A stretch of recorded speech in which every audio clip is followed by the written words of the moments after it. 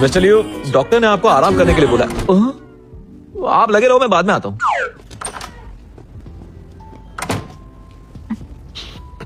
मुझे कमजोरी महसूस नहीं हो रही।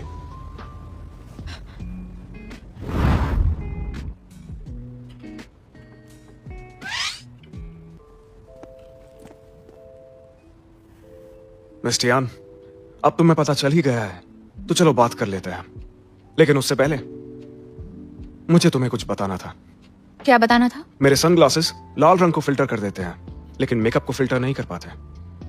मैं तुम्हारे मेकअप की वजह से दोबारा बेहोश नहीं होना चाहता।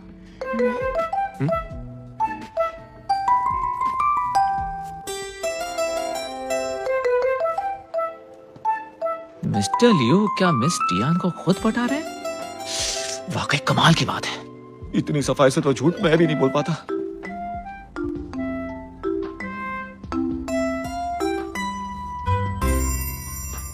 आप कहना चाहते हैं कि सिर्फ मुझे छूने से आपकी ये बीमारी क्या कहते हैं इसे?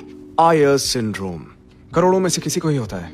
लाल रंग देखते ही मैं बेकाबू हो जाता हूँ और मेरी बॉडी का बैलेंस बिगड़ जाता है और मुझे चक्कर आने लगते हैं, और अगर ये बढ़ जाए तो बेहोश हो सकता हूँ। हाँ? लेकिन सिर्फ मैं ही क्यों? मुझे नहीं पता, लेकिन मेरे पर्सनल डॉक्टर इस पर रिसर्च कर रहे हैं।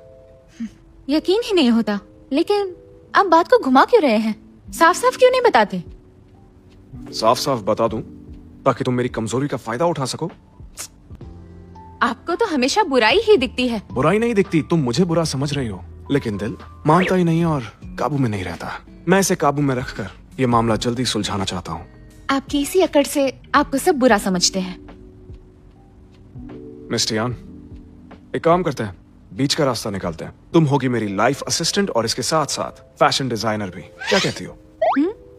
नहीं, मैं चाहती हूँ फैशन डिजाइनर और फिर लिविंग असिस्टेंट। लेकिन दोनों में फर्क क्या है? बिल्कुल फर्क है, क्योंकि सीक्वेंस ही तय करती है प्रोपोर्शन। ये तो बहुत जिद्दी है। जितना सोचा था उससे ज्यादा स्मार्ट है। ठीक है, मंजूर है। ओके, तो बाकी चीजें भी तय कर ही लेते हैं।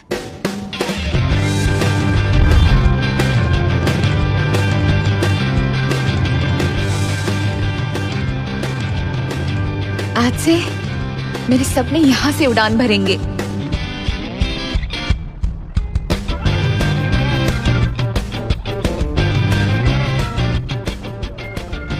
अरे सर को उसने अपनी तरफ कैसे कर लिया?